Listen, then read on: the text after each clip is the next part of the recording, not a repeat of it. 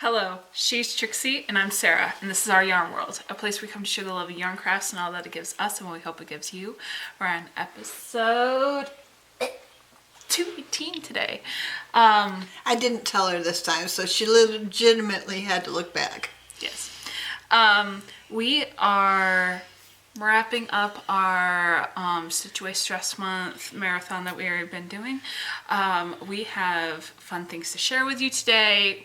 Good updates on some of the things that we've been working on, and we hope that you enjoy as we are able to share with you these really exciting updates. Yes. I finished the dress yesterday. Wow. And let me just say, I figured it out because I write it down in a book so that at the end of the year I can count up what I've done for the year, and it took me 20 days from start to finish to do this dress, and some of the days I wasn't even able to work on it. So that to me is like, wow, how can you do that? But if you just keep working on something, it eventually you can call it complete. And that's what happened yesterday. I just wrote down a little list of what I had to accomplish to make sure that it was done. And I just kept the checklist, kept ticking them off until it was finally finished. So I want to go and try this dress on so that you guys can all see it. So we will be back in just a moment. And here it is. So it isn't going to be perfect. It's my first garment that actually fits. I know the last thing that I did was the straps, so it's kind of bunchy right here, but it's fine. It actually fits. I'm really happy with it. And it's done. So that's the dress. What do you think? So, what did you think? I know it's not perfect, but I'm still proud of myself for getting something done that I did try, and it's something that I don't have to think that I can't do now. Now, here's my takeaways. I probably would have made the straps a little shorter. When I had my husband measure from where I thought the dress was going to hang to the same length in the back, he said 16 inches, and I only did 14 when I probably only should have done maybe 12, 10 to 12. Because I know that yarn stretches. So I had already done the takeaway of 2 inches, but maybe I should have thought about a little bit more. The dress came down to the length that I wanted, but and I did have my clothes on underneath it, which I think I'm going to end up probably doing anyway. Like either in the summertime I could probably have a slip, but a nice white or blue or even a nice green shirt would probably be really fitting for putting on top so that it doesn't hang as far down. And I just think when you get something done that you've never thought in your life that you would be able to get done, it's kind of really, it gives you a boost of confidence that you never thought you had. And even though I know that's not perfect, I can work on it. I know how to do it now. So, and my granddaughter, when she saw it today, she said, I really like the colors, the color combinations. So, it's even a hit with her. So, what are you working on? Well, just to say, I think you did a great job. Oh, thank you. I think you did a fantastic job. I think that if anything, the weight of the skirt stretched out the bodice more than we thought it was Yeah, going to. that too. Yeah, so maybe the bodice could have been a little bit shorter, and knowing that the skirt was going to make it a little longer. And just as a forewarning, you are able to make some of those adjustments even now by just being like, okay, I'm going to support the bodice with some material underneath it, like a linen. Yeah. You could get a linen, a very breathable linen, and Right. then like attach it Yes. with maybe like elastic string. Yeah. So it kind of has just a slight give, but enough where it's like it's still firm Yeah. on the inside. And then for the skirt, you could attach a slip inside. I had thought of that. Getting even a full length slip, from shoulders down. If and I know they have them because I have looked online. Getting one of those and attaching it on the inside. Mm-hmm. And that and doing it as like the foundation for this weighty layer that might just need some extra. Yeah, some extra help. Yeah, so I wouldn't be too down by any of the setbacks. I would just look at it as an opportunity to possibly have a little bit more things that you can do to it that might be able to better fit your needs. Yes. So, if we're heading into my section of the video, I am currently trying to figure out something, which I don't know if I'm going to be able to get to yet, but a lot of things happened this last week for me. I have had a lot of things happen, and it has really kind of taken up my ability to actually get the things done that I thought I was going to get done this week. Almost all my projects had to be put on pause because of everything that happened. Out of my control. But here's the thing. I still did get a couple things done, and I want to share them with you today. I'm hoping that everything that I did get start this month, I will still be able to finish next month. Things happen. You gotta work with it.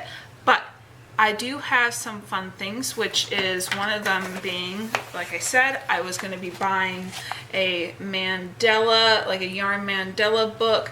This is a coloring and design book, so you can color the designs that are on the inside, but it gives you kind of like step-by-step as to how to do it, and a whole bunch of tips and tricks.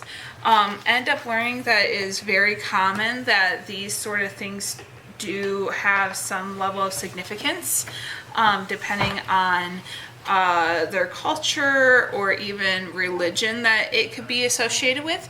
I don't know the specifics necessarily, but it is it is very common that these are considered very like mesmerizing and captivating art forms because of their symmetry and their repetition and the way that they kind of look like a kaleidoscope, right?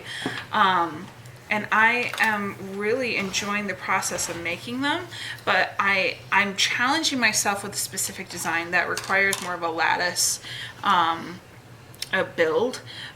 Because the ones that start from the center, they get really sturdy very fast, and then you just build off of them. Whereas with this, the points are more further away from each other, and it makes for a little bit more effort that we put into the foundation. But even just last night, I just whipped this up within, I don't know, about a half hour. I made what was considered a 6-point star using three rods, and I just created this guy with one color yarn. You are very much able to do one color, or you can do multiple, but I thought that this was pretty. I was just kind of winging it. I was just seeing what was happening, and I just kept going and going and going, and I thought it was pretty fun. This is what the back looks like. But yeah, I thought that this was pretty cool. and it's very soft, and it rings up really, really, really fast. Like, you're just going, and it's like a doodling with yarn. It doesn't take that long to get these done once you know what you're doing. I really wanted to do a very specific, it's the one I was holding up, this specific design where it's much more of like boxy. But here's the thing, it requires the foundation sticks to be like this, which you would think is not that bad, but look, they do twist. So under tension, when you have to have the yarn stiff at some point, it collapses. And I'm trying to figure out the best way to keep them stiff in the process of getting the yarn on them. I am trying to use hot glue. I'm trying to use everything that I can think of. A lot of these recommend, getting notches in the wood, kind of like making it so that they kind of click together a little bit. I just haven't gotten that far, and maybe with this one it does require it. I'm just seeing what I can do. It's still fun. I really do enjoy seeing what I can do, because some of this can be very organic. If you get some really nice sticks in your yard, you could just make something with the sticks in your yard. You don't have to buy the wood or the poles. I was thinking the other day, though, because a lot of these do kind of turn out to be much more of a circular shape, so to speak. I mean, it's much more of like a hexagon or whatever, octagon. It can be whatever, but it's just a circular finish. I thought that if you have a hoop, if you have wire, you could technically wire your cross section onto a hoop and then do the mandala inside. But I would recommend, if you're going to do that, getting like a piece of cardboard, wrapping your yarn on that, and that way you're able to feed it through instead of having to feed this huge thing through it. Yeah. I'm trying a lot of things. I'm mapping a lot of things out in my head, and then I'm going to try them later. I was hoping to do the wire thing before this today, but a lot of things just keep popping up on me. Rather crazy things popping up on me. Hopefully I can figure this guy out, because I would like to do something with it today, but it might require some notches for this guy to be stable enough to do it, because I would really like to try, and I'm scared that even if I were to finish it, if I were to try to find a way of like keeping it still long enough, just because it is loose, even after I get it done, it could collapse even with the art on there, and then the string could get damaged and the art could get damaged. Like, no matter what I do, if I don't get this done correctly now, I'm setting myself up for failure later. Yeah. Foundations are important. Yes, so I'm trying to think through that, and I will let you know. Last thing I wanted to show you is on the other side of the table, because I wasn't thinking. As you know, earlier this month I was working on my own wearable, and it ended up not thinking through it. I just started working on it at home, not looking at the material, not thinking that that was going to be important, and realizing that, that is a factor. You don't want to wear acrylics if you can help it. I am now working with primarily a wool yarn, and I am making a very specific wearable. It was mostly cotton. A little bit wool. That's right. Sorry. It's mostly cotton, a little bit of acrylic, and a little bit of wool. But its percentage is high in natural fibers, mostly. But I'm making it this, so it has an ombre. It's going from grays to whites to grays to darks. I'm making a very specific loose wearable that's kind of like a kind of like a loose wearable shawl sort of thing. But I really like So how pretty. it's turning out. I think it's very nice. And I will keep you updated on that. You put your hook in the book. Oh, okay. Thank you. And so, yeah, I really am enjoying it. And this yarn is so pretty. And Show them the bag too. oh, I have my hanging bag that I can walk and craft with it. But yeah, so that's kind of what I'm working on right now. I had other things I was hoping to share with you guys today, but I brought what I could. So, And that's the way my week has been too. It's been a week. it's been a really weird week. Let's just say that. Yesterday, I had to give myself an injection in my stomach, and for the Crohn's, and I'm not used to doing it, and didn't realize how long it was going.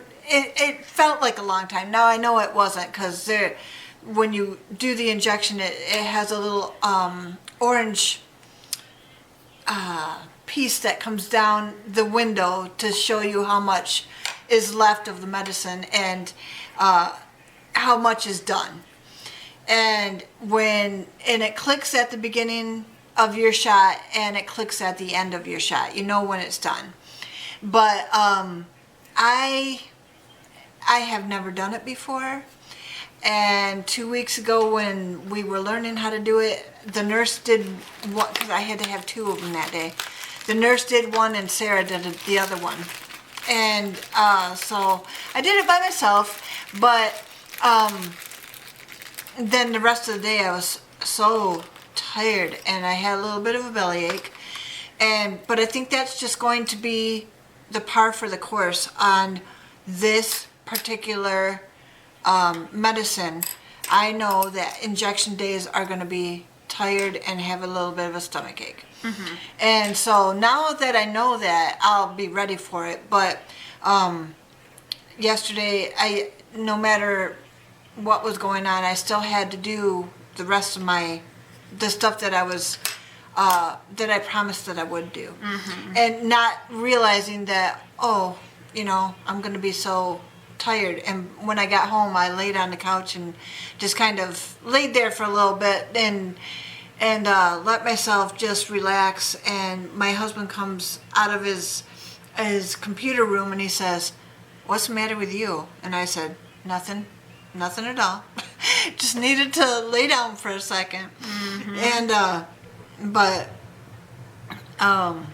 yeah, because he's very he supports what I'm doing for my health, but he gets a little worried because it's an immunosuppressant and he didn't know if I was getting sick. And I'm like, nope, I'm not sick. I'm just very tired from the medicine. So, yeah, it's been a week. But we do have a quote here, and it's going to wrap up this Stitch Away Stress Month. And we chose this one specifically for today. We knew going into this the whole month that this quote was going to be today's quote. So it says, "Creating something beautiful relieves stress." And that's again by unknown. We're not sure who said that, but whoever said it well. Creating something beautiful relieves stress. Mm-hmm. And we find it to be true, and we hope that you find it to be true as well. And we are just, I don't know, hitting that mark last night of finishing the dress by the end of this month. Mm-hmm. Really, really set me up for a good, a very good courage, and it gave me a boost of confidence that I just never really felt before. I mean, I make blankets. So blankets, when you finish them, hey, it works. It's done. It's going to off to the person who I designed it for or whatever. But the dress, it was for me, and I finished it, and now I feel good about it. So just, it relieves my stress to be able to work with my hands and to do things when nothing else will work. When you have a stressful situation that you're going through, getting busy with your hands will relieve the stress in your mind. So. Yep. And I mean, can't say it any better. There's nothing like having something to do that gets your mind off of things. Yes. Sometimes it's just too much. It's so grounding. It helps you resurface. It helps mend and helps you recover from what's going on. It allows you to be calm. It gives you that sense of having purpose in a storm. Yes. It gives beauty to a time of chaos. Yes. And Yes. I'm very grateful to being able to have these gifts and these crafts to bounce back on and rely on in hard times, that I have something that I know is not only beautiful, but it's worth it. Like, in every way, it's worth every single ounce that I give into it. I mean, it gives, I give it life, but it gives me life too. Like, it is a relationship of giving. And it's amazing.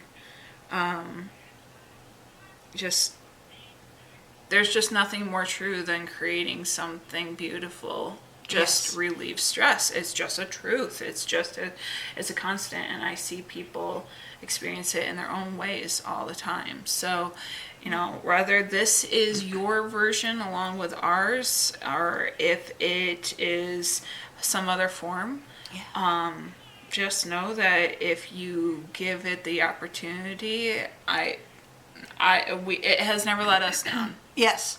So. And hopefully it will never let you down. Yes. So, if you like this kind of video, give us a thumbs up, tell your friends, subscribe, and comment. We would like to know what you're making, doing with your hands, creating and making something beautiful. Until next week, we hope that you stitch your way to mental health. Bye-bye.